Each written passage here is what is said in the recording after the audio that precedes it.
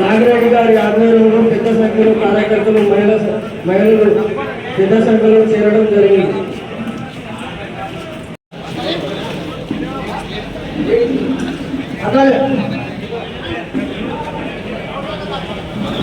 వెంకటేష్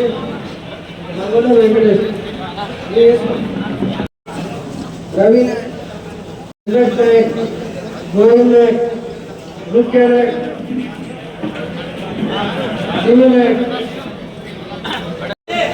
నారాయణ నాయక్, గోపి నాయక్,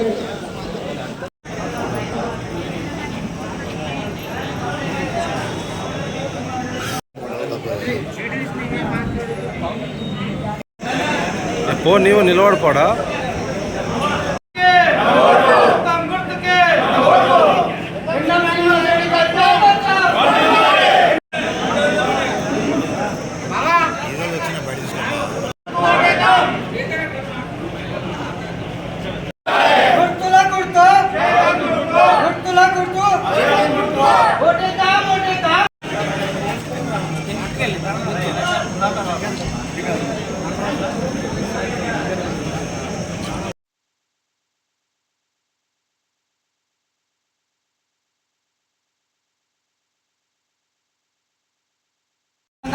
ఏనాడు వాళ్ళు శిక్షించింది లేదు.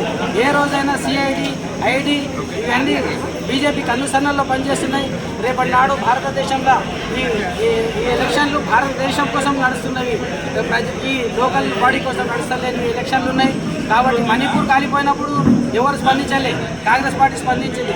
కాబట్టి మహిళలకు, రైతులకు వ్యతిరేకంగా కూడా ఎన్నో ఉద్యమాలు చేసి రైతులను కూడా వ్యతిరేకంగా ఈ పార్టీ ఉన్నది. కాబట్టి అందరి కోసం ఈరోజు మేము అందరం కలిసి మైనార్టీలము, ఎస్సీ ఎస్టీలము, రైతులం అందరం మహిళలు కలిసి ఈరోజు కాంగ్రెస్ పార్టీలో భారీ ఎత్తున నాగిరెడ్డి పటేల్ ఆధ్వర్యంలో పురుషోత్తమయ్య, మనోహరయ్య, బుచ్చిరెడ్డి మామ, మోతీలాల్ కౌన్సిలర్ గారు, సీనియర్ నాయకుల సందర్భంలో మేము అందరం అందరి సందర్భంలో ఈ పార్టీలో చేరడం జరిగింది.